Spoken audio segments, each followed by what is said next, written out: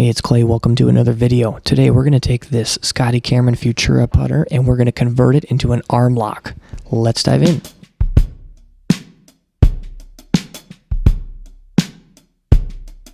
This is the Scotty Futura that I bought actually back in like 2022.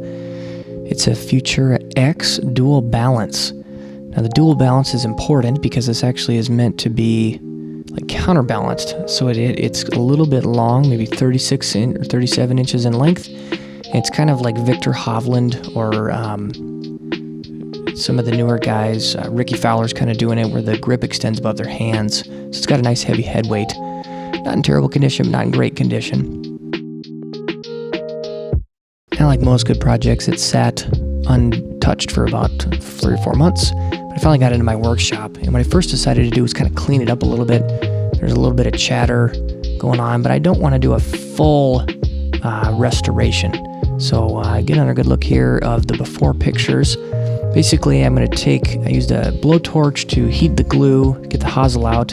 See, it's an internal hosel, goes into the head. And then I'm going to take a buffing deburring wheel on my bench grinder here. And I'm just going to use that. You can see the type of model I'm using there to clean off the top line. Now you can see what the top line looks like after the deburring. It's quite a bit smoother, a little bit more silvery.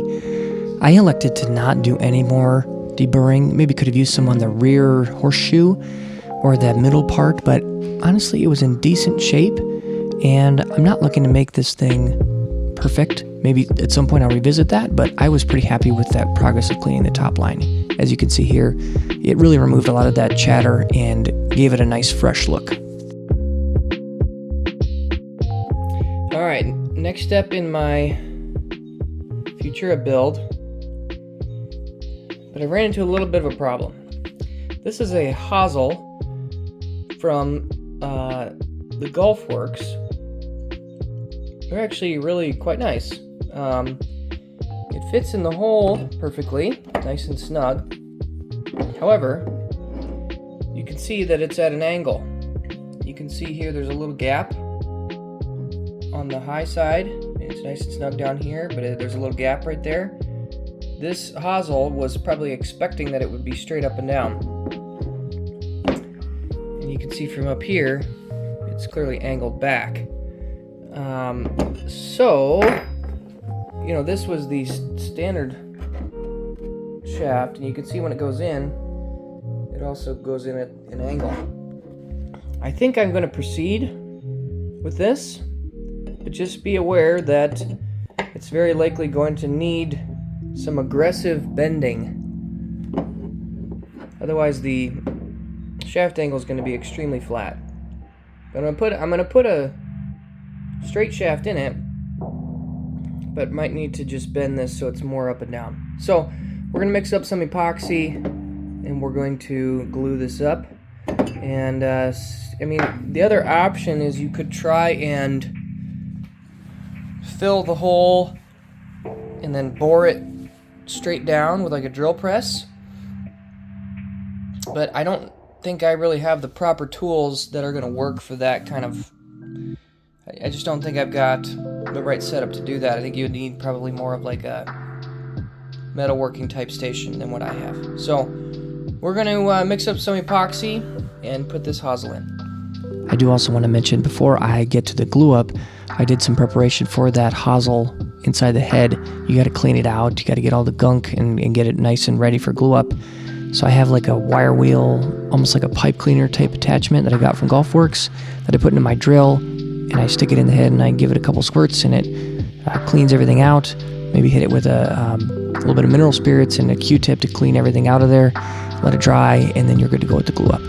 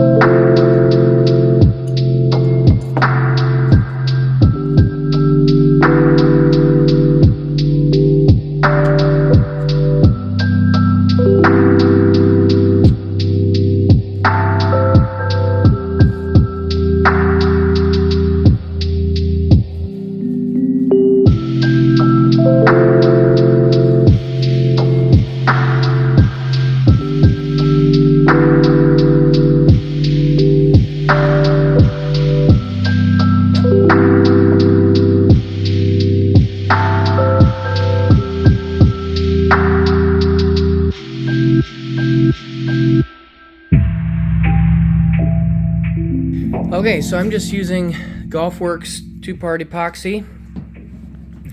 Mix it up on here for about 30 to 45 seconds.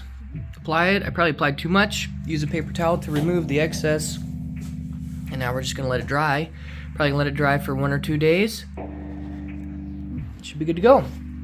Now I tried to kind of line it up as best I can. My current plan is I'm just gonna need to bend the bejeebers out of this hosel to get it to the right lie and loft. But that's okay. I'm willing to do that. This is a $20 hosel, so kind of interesting experiment. But you can see here definitely how slanted it is. So might be a little challenging, but we're gonna see how it works out. Might come to regret, but we're gonna see. Let's do it. Okay, so this is my setup for bending and modifying the loft and lie angle on this putter shaft. I've got my metal vise here, which is providing some, it's basically wedging it in here. I take this block of wood and I clamp it within itself. And then that holds it in here pretty securely. Then basically taking 2 of these wrenches. So one goes here on the shaft, the hosel, and the other one goes here. And then you crank on this end. And it will let you move and bend this metal. You can see I've tested it already. You can see it's definitely bending.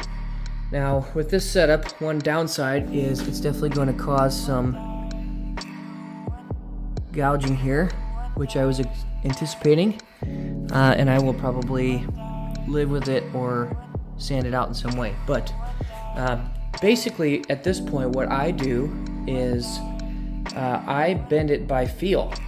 So I'm gonna use my Cleveland as a starting point. So this guy, you can see if you look here that it's bent. I measured it, it's about 7 degrees, but what I really did is I got it to a point which was close, and then I take it to the putting green and I putt with it for a day or 2. And so what I'm going to do is I'm going to match that one to this one, and then I'm just going to trial and error. Like you literally just go putt with it for half an hour and take notice of, maybe even take some videos. And what you really want is for the putter to be at a comfortable setup, that it's sitting square, and then when you hit the putt, that the ball goes on a nice roll. So for now, I'm just going to keep bending it until I get it to match my Cleveland. So I believe you can see here that the Cleveland is definitely a little more upright. The Scotty has too much loft. And so if I do a little test, it actually seems okay. Again, this is where the trial and error really comes into play. So we're just going to keep trial and erroring till we get it to feel right.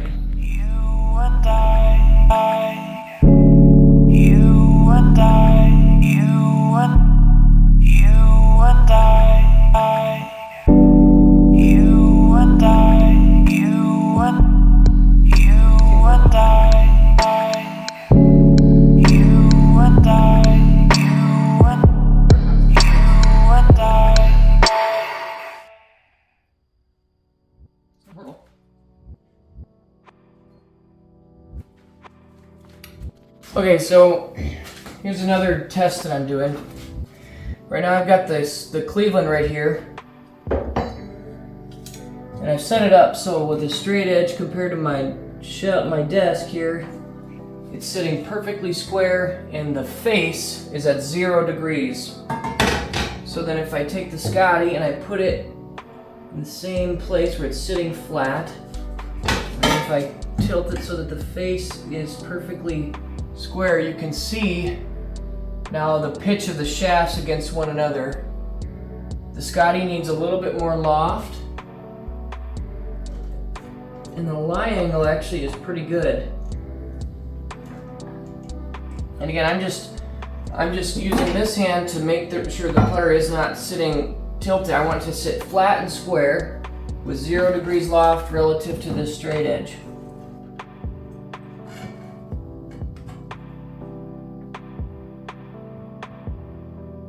And so actually when I do that, they're pretty close. So I think what I'm going to do is I'm going to put a grip on this guy and just start playing it for a little bit. You can see how much this, basically is now upright rather than originally it was angled on this angle. Now it's pretty much straight upright.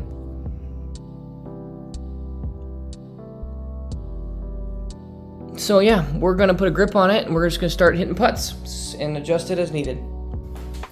One other thing to note, I did trim off some of the length. Again, I just am mirroring my Cleveland. In order to cut that shaft down, I just use a rotary tool with a cut-off blade. Now if I take my Cleveland here, it's over here on the workbench, and if I measure it for length, it's right at about 40.5 inches. So if I measure the Scotty, it also is right at about 40.5 inches. So again, I have a putter that I've already set up and custom for myself, so I'm just mimicking it. If you don't have that though, I would recommend starting a little bit long, and then I'd blow the grip on with compressed air, and then that way you can blow it off, you can trim the shaft down if it's a little too long. But for me, I'm doing all this just kind of based on feel, what feels right, what is best for my swing. So the actual number of the playing length really doesn't matter compared to, with my posture and my putting stroke, what is the most comfortable, what allows me to swing the putter straight and square and true, and what allows me to get good launch conditions so that the golf ball, when it hits the putter face, is coming off with the right amount of loft, with the right amount of roll, to get it rolling quickly and easily. So I'm just going to put one layer of masking tape, and then I'm going to blow a Jumbo Max grip on, and then we should be good to go.